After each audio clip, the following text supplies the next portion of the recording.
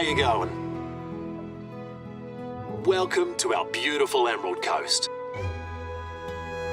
Out here in the bush, both the fauna and the flora are unique and fascinating to observe. Oh, I'm Robert, by the way.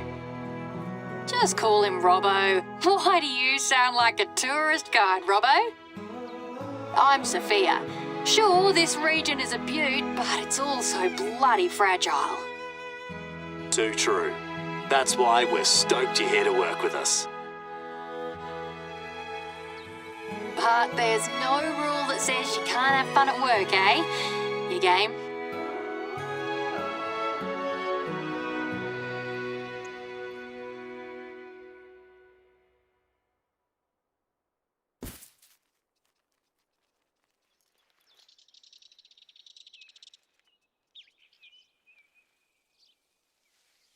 Where did the ute drop you off exactly? Anyway, you're not far from my station. Why don't you climb the fire lookout tower that's close by and see for yourself? From there, you'll see clearly where things are.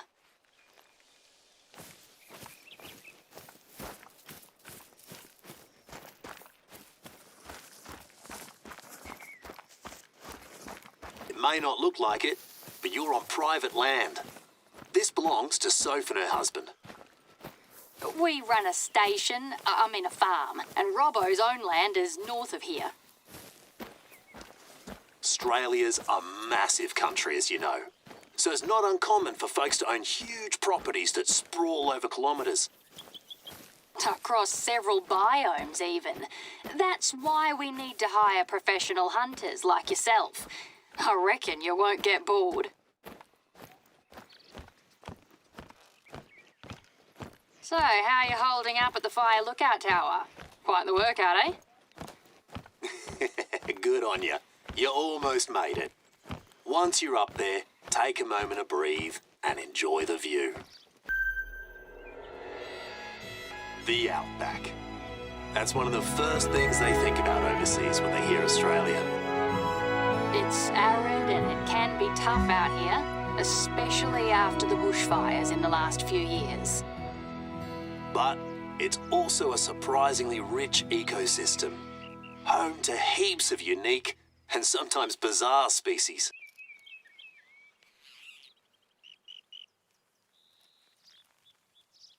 Did you spot my station from up there? Then please, come and get settled in. Sorry I can't be there to greet you in person today. I'm out on a hunt too. What is there to say about us? Well, Robbo and I are neighbours. Neighbours? How about best mates? Technically, we're also neighbours, Robbo. But yeah, we both grew up here. Our folks owned the two stations. In other words, we became mates because there wasn't anyone else around. You even lived in Brisbane for a few years after uni to try to get rid of me, but even that wasn't enough. Too right. We tried everything. A long-distance friendship, crazy jobs, stupid boyfriends. And jealous girlfriends. As a last resort, we each got married. Nothing worked. Except one thing, having a kiddo. That worked wonders. Anyway, let us know when you're over at Soph Station.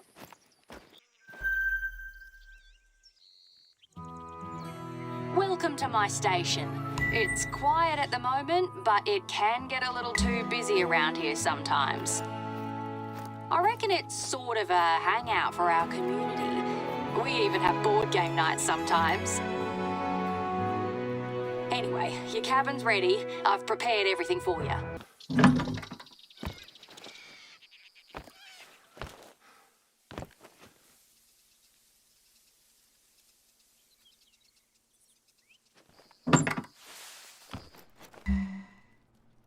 I hope you like it. It's a bit basic, but it does the job. Feel free to use it during your stay. It's our pleasure, really. Eric and I opened these a couple of years ago to make an extra buck. They've been a lifesaver. Take your time, make yourself at home. Grab a cuppa from the bar. We don't make a fuss out here in the sticks. If you're ready, we can get started. Wait, would you mind grabbing something before you head out? It's a book Robbo lent me ages ago. A book? Which one? The one on imposter syndrome or the one on kangaroos? The kangaroo one, yeah. I left it in the bar. You can't miss it, mate.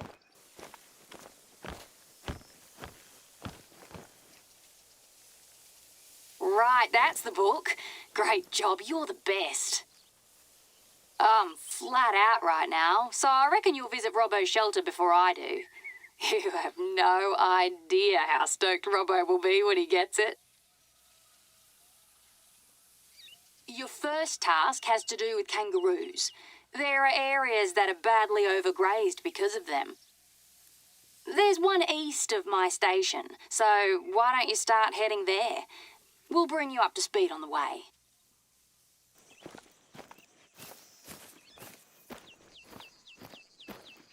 Since I reckon you're not familiar with roos yet, here's a bit of context. Later, we know you can do your own thing.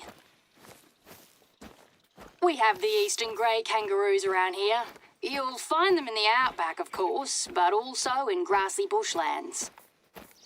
They're a very important species in Australia, but they don't have a lot of natural predators. So they can easily be in overabundance and cause overgrazing. They can make life heaps harder for other animals and throw the whole ecosystem out of whack. Not to mention the economic impact on our stations. Can't say it's been too brilliant the last couple of years. There's just too much population control to be done. You can't keep up on your own. So we often work with the government to hire professional hunters to help us out.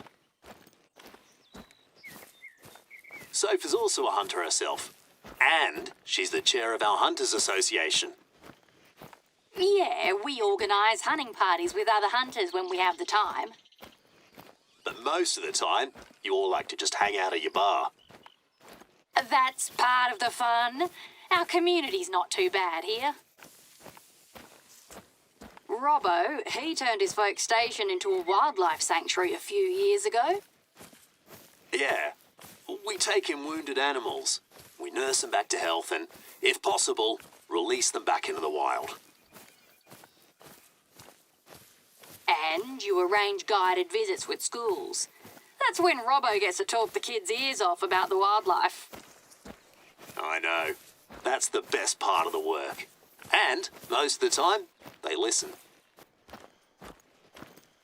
First, try to spot a roo from a distance without spooking them. Your best bet is to climb a fire lookout tower. Another workout for your calves, I'm afraid. Great. How's the view? Take out your binoculars and try to spot a kangaroo from up there, for starters. They usually roam the outback, so you should be able to spot one. If you can't see any close by, you'll have to get out in the bush and track them down. Good. Ain't it beautiful? But before you start, there's a couple of things you need to know about kangaroo shooting.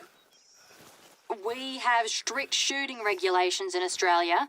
What's legal or not to shoot? What's the right calibre and ammo for each species? Robbo, did you submit the codex entries for our local species? Right, just finished them last night. If you want to know more about the roo or any other animal, it's all in there. Or give us a call. Either way, we know you'll do your due diligence before you plan your next hunt. The roo's mostly what we're known for overseas. That and deadly spiders. And fair enough, it's a very important cultural icon for us. But it's also a fascinating creature. Can be both aggro or skittish. As a marsupial, it displays unique behaviours and movement patterns that you won't find in any other species. Just one example. Don't try disturbing kangaroos at close range, or they'll know how to get rid of you.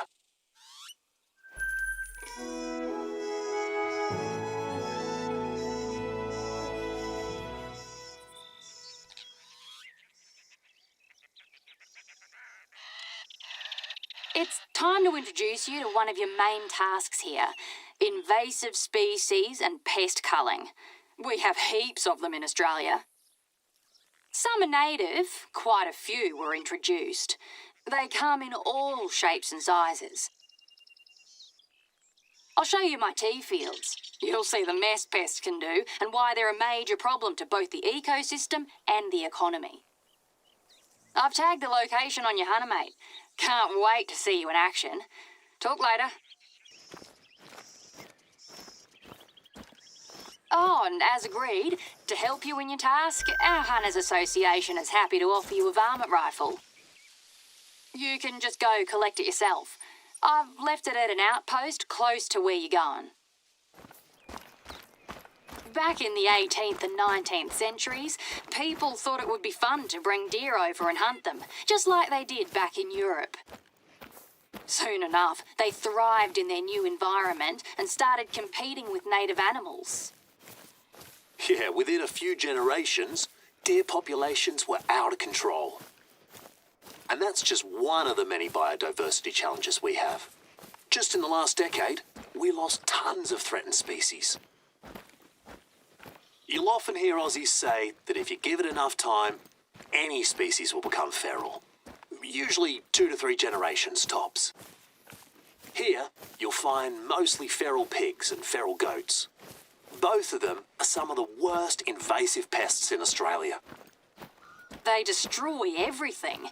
We don't talk about them as much as rabbits or feral cats, but we should. The rule of thumb is, if it's feral, it's okay to shoot, because you'll be doing nature a service. They ruin pastures, crops, orchards, not to mention they're also a major road hazard out here in the bush. You made it to the tea fields? Nice one. As you can see, the damage can be pretty bad when certain species become overabundant. That's why pest control is a responsibility everybody shares in Australia, even non-hunters. But for that, you'll need your varmint rifle. It's waiting for you.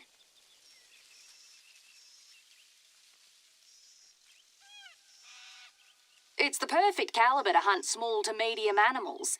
The only thing we'll ask is that you take a small target practice test. We want to test our hired hunters' skills and competence.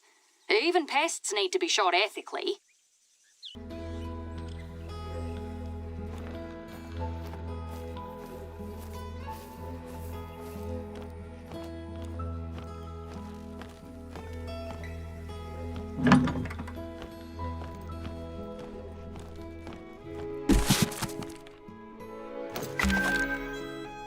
Isn't it a beaut?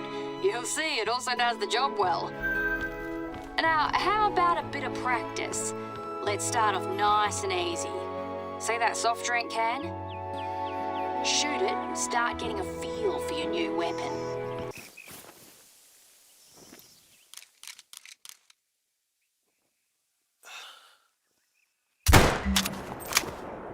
Let's up the ante a little. Try to shoot that target. Still using the rifle, of course.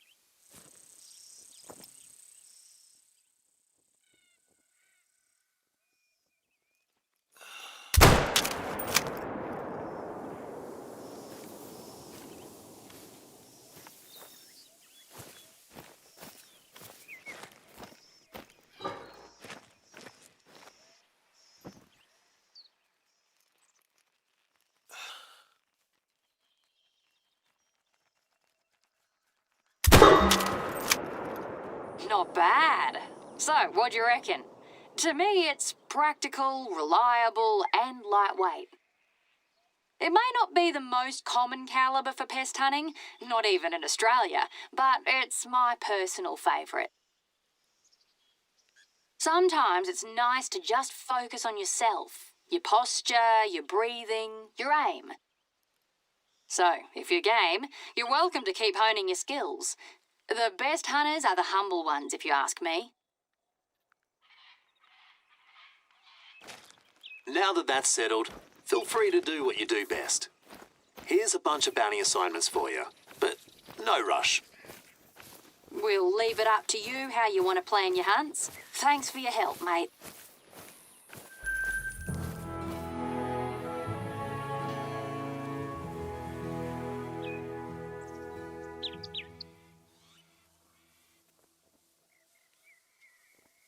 North of the river, it's mostly my property. I can't wait to show you the sanctuary. Wait, Robbo, I've got an idea. How about we take our mate on a little detour? We could introduce you to a fun tidbit of Aussie culture. A folk song called Waltzing Matilda. Ah, yeah. Good idea. Perfect. What have you got in mind, Soph? A billabong. Right, I know which one. Check out that location I've marked. If you're a bit of a history nerd like me, it'll be worth your time.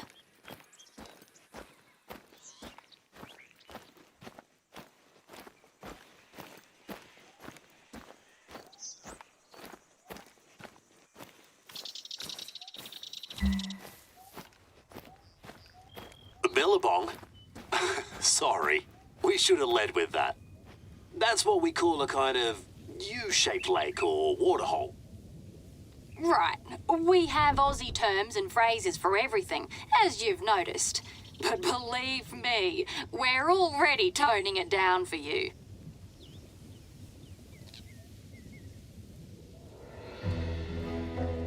So, what's your plan, Soph? Oh, please tell me you're not gonna sing. Sing? Oh, no way. But I'll gladly talk about the song and what it means. Yeah, I feel better. I wouldn't want to relive another 2012 karaoke debacle.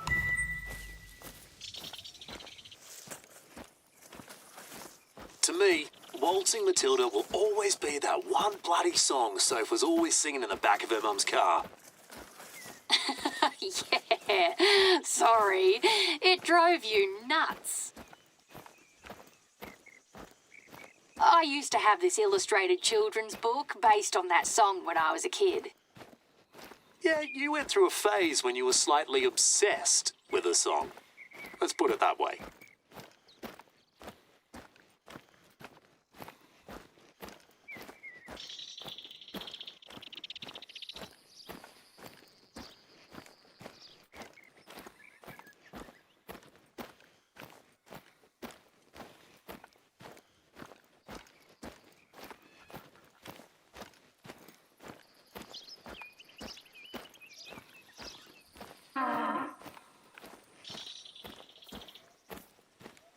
Originally, it's a traditional song from the early 20th century, a so-called bush ballad.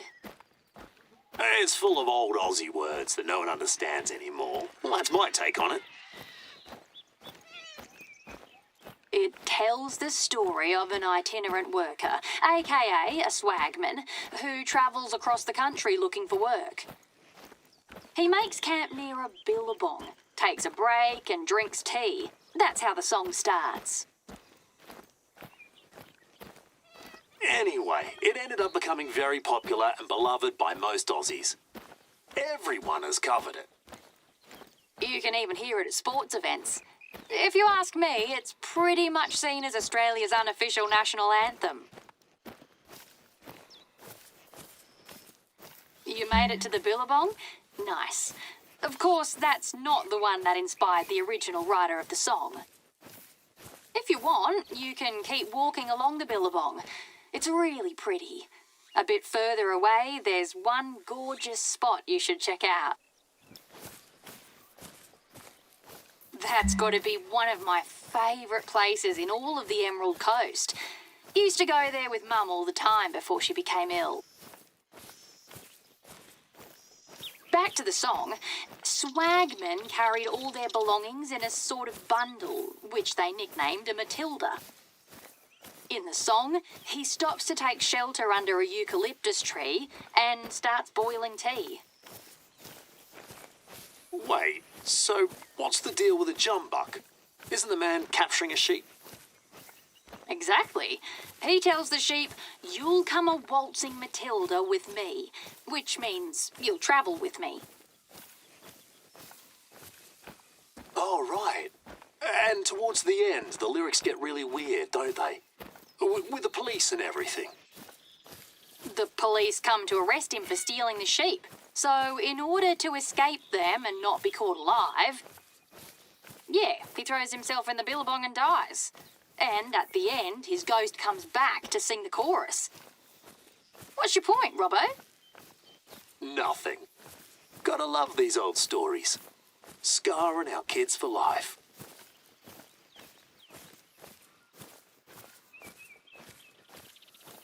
Just one eucalyptus tree close to the water? Yeah, that's the tree I was talking about. My favourite place. You're cool, but I wouldn't sleep under the stars unless I had to.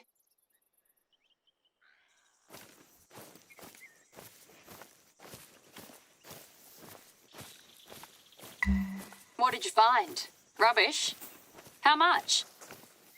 So much for the history and culture chat, I reckon. Back to reality. Lucky you went there.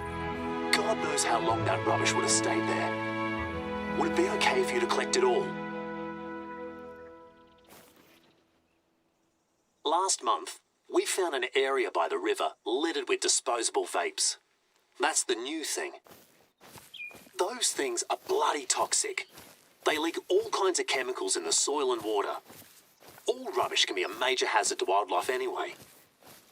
You don't want to know what condition some animals are in when I find them.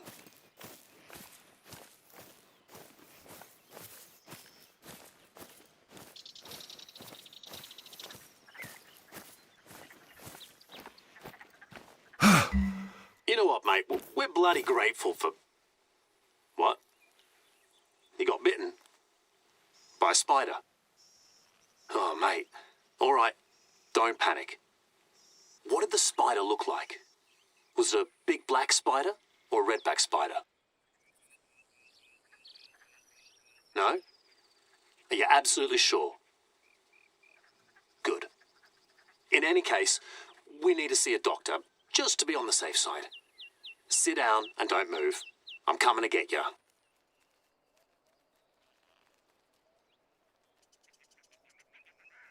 So, how you feeling? Can you describe your symptoms? Okay, mostly nausea and dizziness. No sweating, swelling or burning sensation then? Yeah, it's maybe one of the milder spider bites. Let us know right away if anything changes, okay? And remember, keep calm. We'll keep in touch the whole time.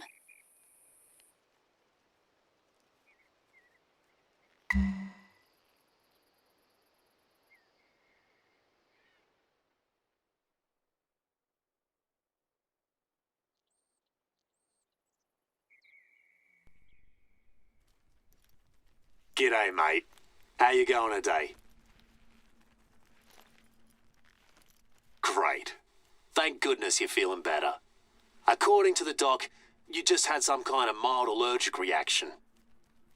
But she said you have nothing to be worried about. Well, that's a side of Australia we hoped you wouldn't experience. You're at my wildlife sanctuary. Make yourself at home. Feel free to look around. You sure you're feeling better? Okay. Well, if so, I could use a fresh pair of eyes to take some good photos of the sanctuary. Let me just send you what kind of photos I need. There. You should see the details on your hunter, mate. I appreciate it, mate. But take it easy, though. It's not nice to get a scare like that.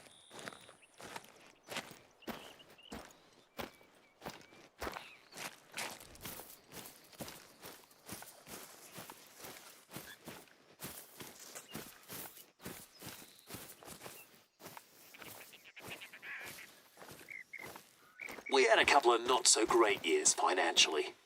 Right now, it's just me and Lizzie working full-time. Plus some seasonal staff working part-time.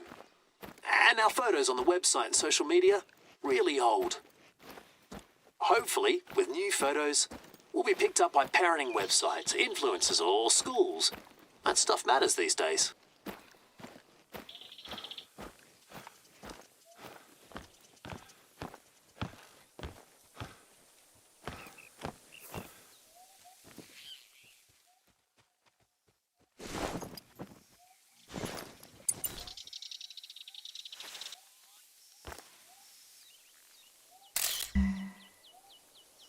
So, how many school visits have you got lined up, Robbo?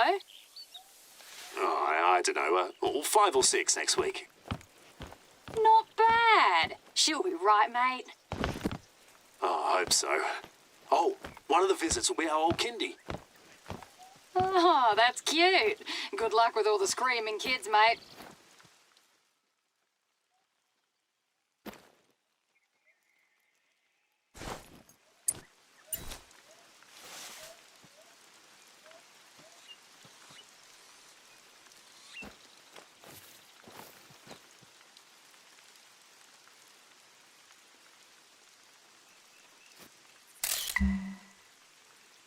Yeah, we even got salties.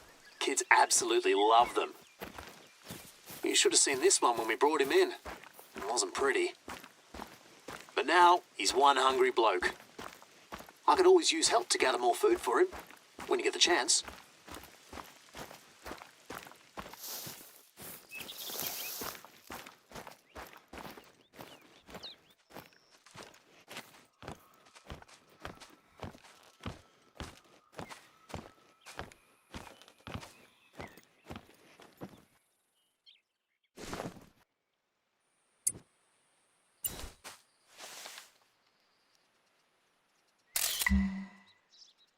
Oh, I've got your photos, thanks. Let me take a look. Oh, nice one. They look awesome. Oh, I'm sure that'll help us reach more people and make them excited about visiting the sanctuary. Even adults are never done learning, and all species deserve compassion and respect. As long as someone out there will listen, I'm happy. That was always what I wanted to do with my life. Hey, while you're still at Robbo's Sanctuary, don't forget to drop off the kangaroo book, you know? Just leave it on the bench near the deer pen or something.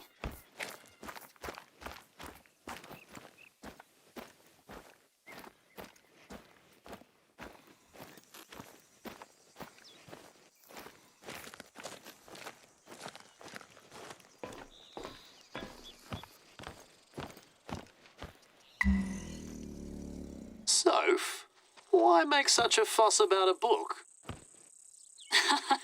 Well, since you ask, that book is a little special. That's all I'm gonna say. Intriguing. And it has nothing to do with us celebrating 30 years of friendship this month? I have no idea what you're talking about, Robert.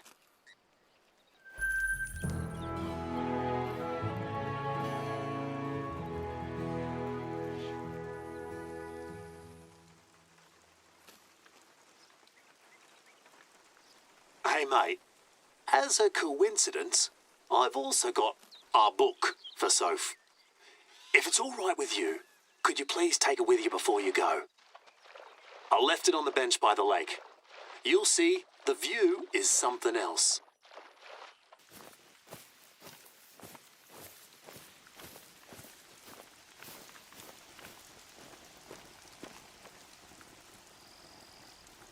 So, what am I getting this time, Robbo? More craft beer like for our 25th? I have no idea what you're talking... Oh, crikey. There's been a sandbar sighting. Right, just got the notification too. Well, at least we've got an approximate location. Can you go and confirm that sighting, mate? Look for tracks, or even better, spot the animal yourself.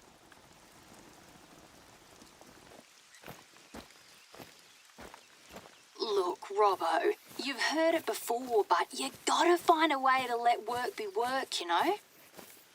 I know. When you care too much, that's when you're more likely to burn out. Too true. Especially when you work where you live, like you and me. Yeah. I'm trying to be more realistic now. I'm not going to save the ecosystem on my own. Sweet as. Save your energy instead and save some for your kiddo.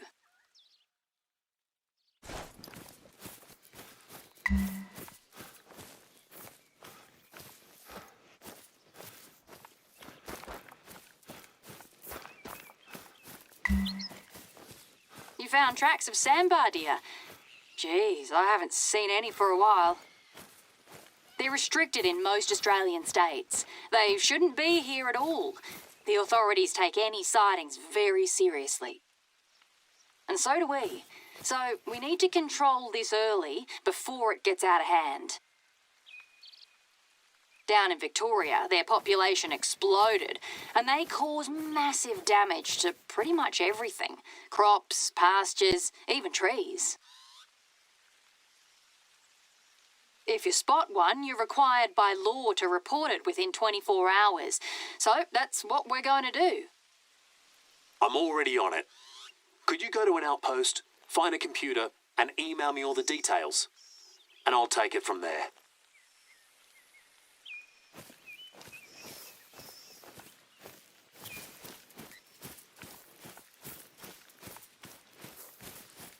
Since you're a licensed hunter, you're allowed to shoot them too. Encouraged even. They're not the only large deer you can find in the region. Maybe you already encountered a rusa or a red deer. All of them are introduced species and are strictly regulated. So go ahead. They're pretty much fair game. So, I dropped by the sanctuary earlier. Saw a funny little roo wearing boxing gloves. Happy friendship anniversary, Robbo! Oh, I love it, Soph. That name, though. What a find. I know, right? It was this Prezi shop in Brisbane. We couldn't believe it when Eric and I saw it. Oh, so that's when you bought it. Wow. Well played, Sophia. It'll be the crown jewel of your collection, I'm sure. Did you see it has a pouch? But those don't usually get aggressive unless their joeys are in danger. Why did you think I got it? I wanted a good old Robbo rant. And you'll notice I haven't said anything about its proportions.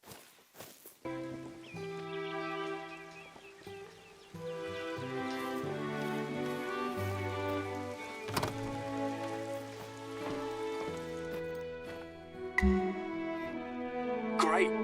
Let me check if your email has all the info they'll need. Ah, looks good. I'll call the biodiversity folks to log the report right away. I gotta say, you're more than living up to your reputation as a hunter. And a tracker. Thanks for all your hard work.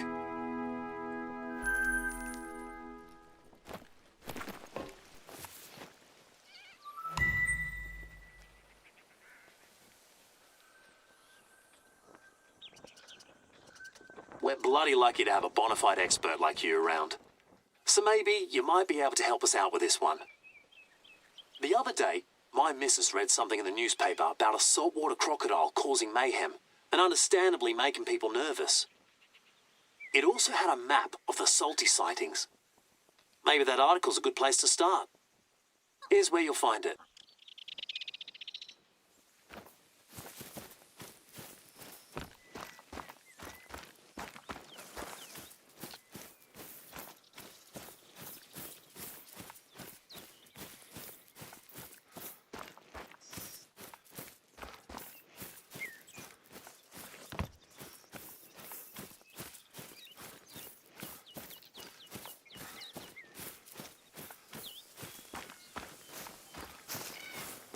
In Australia, people will love to tell you stories about animals.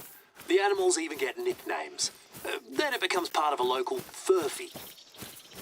Yeah, nah, the stories aren't just a furphy. Well, most of the time. After all, this Stevie story started from a few bloody real incidents.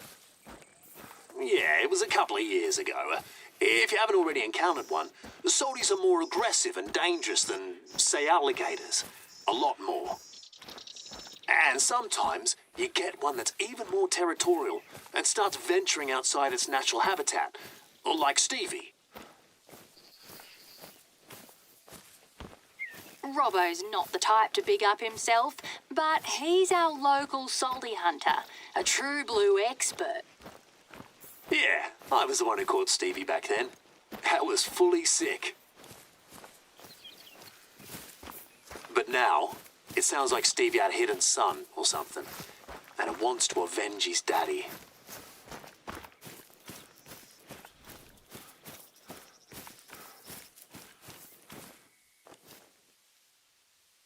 You found the article? Sweet as. So where did they say the salty sightings were? Righto, gotcha. Then let's tag those areas in your hunter, mate, and go check it out. Hey, Soph, you're getting a present too, you know. Blimey. So when do I get it? Soon. Our friend here kindly agreed to drop it off next time they're at your station. That's all right. Oh, mate, thank you. Can't wait to see if you went for silly but fun or so bad it's good this year. Maybe you'll need to come up with a new category for this one, who knows? Now that's interesting. Let me know when I'm allowed to see it then.